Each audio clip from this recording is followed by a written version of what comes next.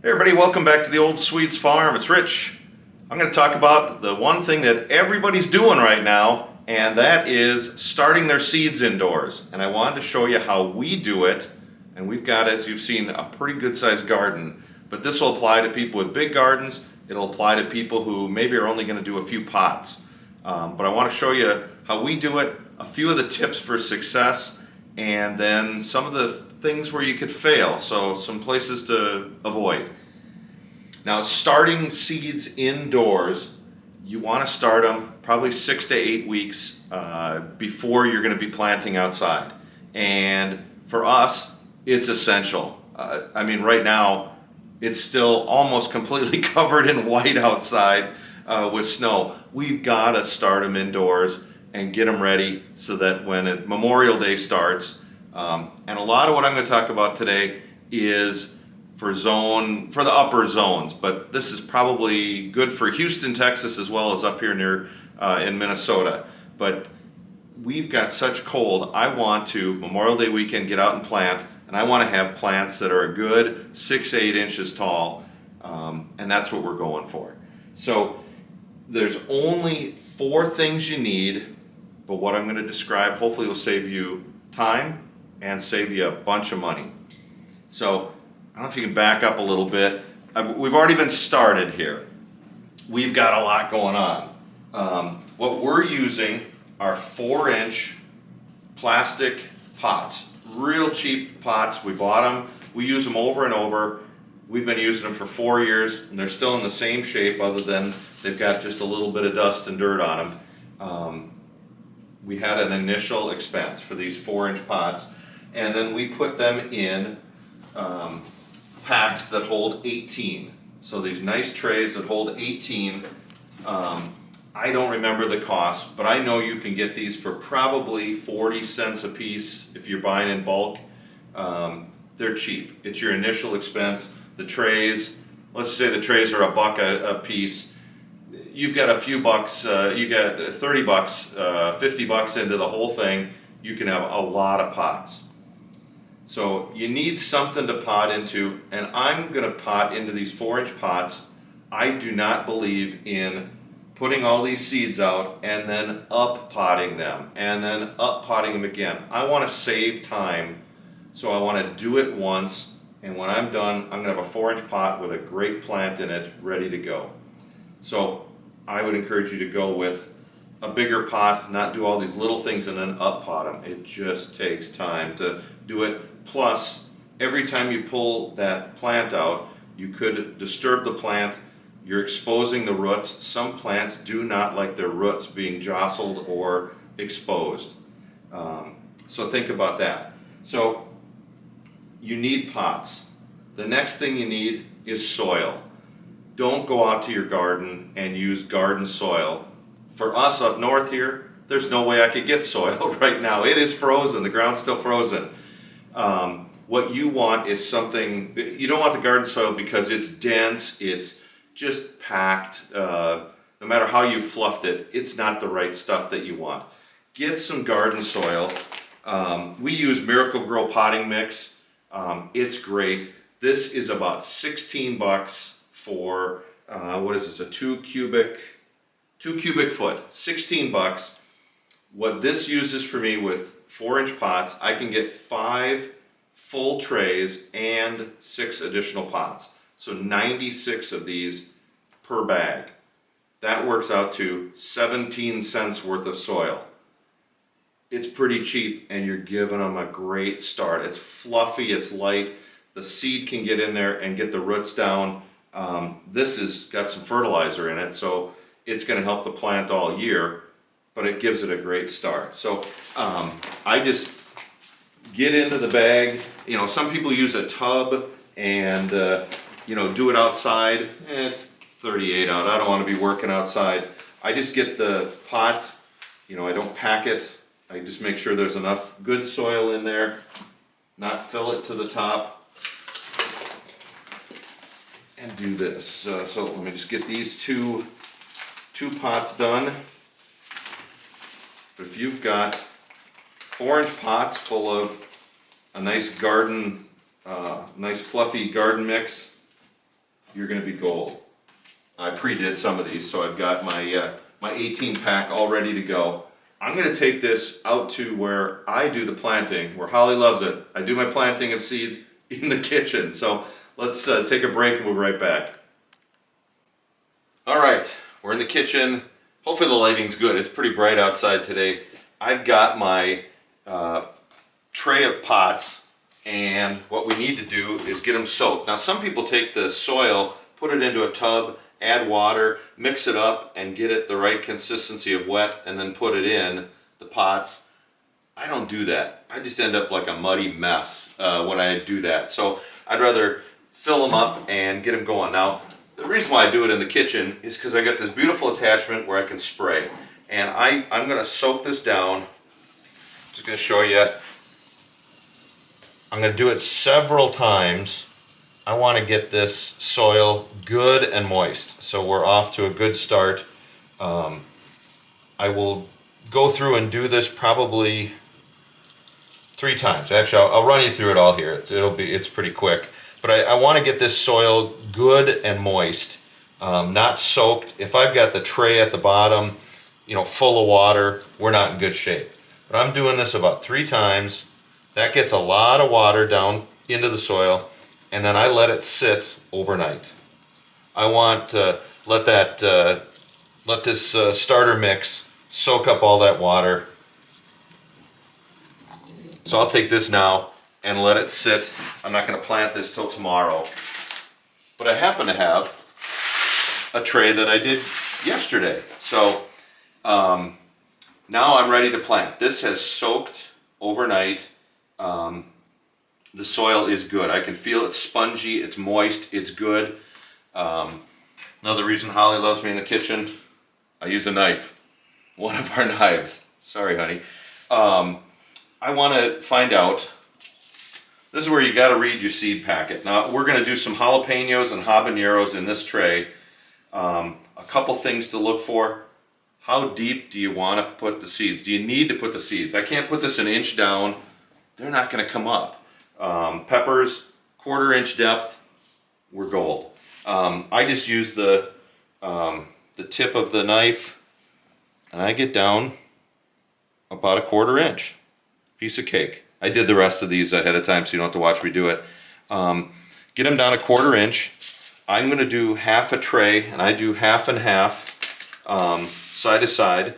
The one nice thing, if you remember our garden with all the garden fabric, out there where we've burned the holes, each row has 18 spots to plant.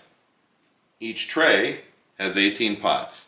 We designed our garden around the pots that we had, so I could plant. I'm going to do 9 habanero, 9 jalapeno, and get this all done. It'll fit exactly into our rows. Now I've got the seeds. Pepper plants are easy to do. I put 2 in each pot, and I could do more, but I put 2 in there because what I want to end up with is 1 plant. So if only half of them germinate, I've still got, I've still got my 9 plants that I want. So I'm going to do the 9 pots really quick here. These are the jalapenos. You know what, I'm going to do half a tray, put them back. I'll show you what I do. Some people use a pencil, make that little hole. Now I just use the tip of the knife to, and I do wash the knife before it goes back into the drawer. So if you're worried at home, please don't be. I'm not that bad. I'll cover these up, get them ready to go. There we go. So we've got our 9 jalapenos. I'll only do half of it. I put it back into the sink and water it in. Water those seeds right in. Get them good and moist. On this stuff, if it's too wet, it's going to go down into the tray. But I've got my 9 jalapenos done. I'll do the same for the habaneros. A mistake that commonly happens is you get things potted and you don't remember what you did. So I'll show you my method. I don't use stakes. Some people will put stakes in there. I've seen where something happens and the stakes come out. You know, I write down there what's in the, you know, jalapeno, habanero, and I put it at the end of the tray. So I know it's half a tray. The jalapenos are down at this end. The habaneros are at the bottom. They're closest. If I had 3 sets of 6, I'd write 3 of what it is. I'm doing that for tomatoes. Mark your plants. Whatever is good for you and you're used to, mark your plants. I don't mark each pot. For me, that's overkill. And I bump them when I'm watering or some of that. So I've got my seeds planted. I've got them watered. Now what I do is I put them in the sunshine. Let's, why don't you just back up, walk back here with me. Here's where I put, you got a chair there, watch out, hon. Here's where I put them to start. I put them in the sunshine, and what I'm doing is trying to get them, keep the soil warm. I'm trying to get them to sprout. They're not going to spend the entire spring here, or 6 weeks before going to the garden, in the sun. They're just going to be in the sunshine, and the sun does move in the spring, or in the morning. It's down in this end, and then as the day goes on, so all the pots get some direct sunshine and warmth on the ground. You can feel it's nice and warm. I'm sticking them here until they germinate. As soon as they're germinated up, maybe a ½ inch tall, they go downstairs under the glow lights, and we'll go down there and I'll show you what we use downstairs. But to start, I just want some warmth on them. I want to get them going. I've got such a big area that I don't think I could put heat mats under them. And I've seen people that put heat mats under them and it gets too hot and it burns out the soil. So I'm not a fan of the heat mats to get things going. If you got a greenhouse and you can get them someplace warm and there's light, perfect. I don't have a greenhouse yet. So this is what we do. They're going to be here for probably 2 weeks. The peppers and tomatoes and some of that take about 14 days to germinate. Once they germinate, all these tables can go out of our dining room and everything goes downstairs. So let's cut here and we will go downstairs and I'll show you where they're going to end up for the rest of their time before they go outside. All right, we're downstairs. We're down right now where all the pots are going to go. Right now it's actually holding all sorts of squash still left over from last year. All our spaghetti squash and our Waltham butternut still down here, so we got to clean some out. We got some eating to do. But in a couple weeks when all the plants sprout, here's where they're going to be. Now I've got 4 layers, I've got 4 sets of shelves, and I've got 4 sets of lights. Before I talk about lighting, I forgot to talk about what we plant. We're planting bigger seeds that are, the plants are going to need some time to get established. I'm not planting lettuce, I'm not planting carrots, I'm not planting some of those things where the seeds are so small and they're so fine. To have a pot with a carrot in it started, I think that's overkill. That's some stuff that I can start directly outside. Also, you know, things where I've got feet and feet and feet of them. Peas, beans, I don't do the cucumbers, I don't do those. Well, they've got a shorter growing season too, so they can start in the ground. Yep, and I mean I could start them in pots that they're going. It's just for us, it's overkill.